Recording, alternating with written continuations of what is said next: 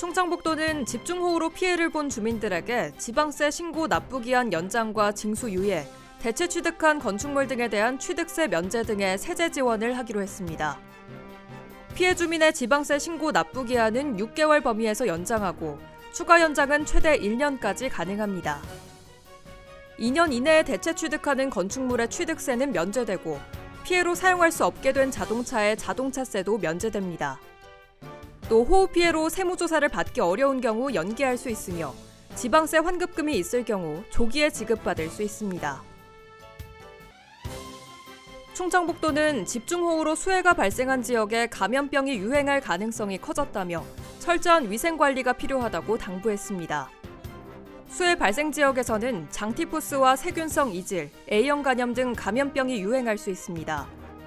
이외에도 말라리아를 비롯한 모기매개 감염병과 눈병, 피부병도 유의해야 합니다. 이를 예방하려면 안전한 물과 음식을 섭취하고 손을 철저히 씻는 등 위생수칙을 준수해야 합니다. 또 침수 지역에서 수해 복구 등의 작업을 할 경우 방수장갑을 착용하는 등 피부 노출을 최소화해야 합니다. 충북농업기술원이 집중호우로 농작물 침수, 과수 낙과 등 피해가 발생하고 있고 이에 따른 병해충 2차 피해가 우려된다며 비온 뒤 농작물 관리 요령을 제시했습니다. 농업기술원은 배수가 불량한 농경지는 배수로를 정비해 토양 병해의 확산을 미리 차단하고 장마철 많이 발생하는 도열병, 탄저병 예방을 위해 약재를 적기에 살포해야 한다고 설명했습니다. 한편 농업기술원은 축사에서도 전기시설 쪽으로 빗물이 들어오지 않도록 조치하고 가축 먹이는 비에 젖지 않도록 관리해야 한다고 강조했습니다.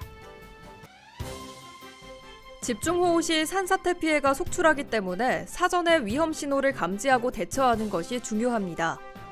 산 경사면에서 갑자기 많은 양의 물이 샘솟을 때나 산허리 일부에 금이 가고 갑자기 내려앉을 때는 즉시 대피해야 합니다.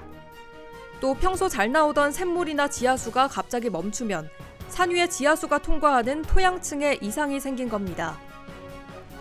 산사태가 나면 돌과 흙이 떨어지는 방향에서 옆으로 이동해 가장 높은 곳으로 이동해야 합니다. 건물 안에 있을 때 산사태가 발생하면 가스밸브와 전기를 차단하고 대피해야 합니다.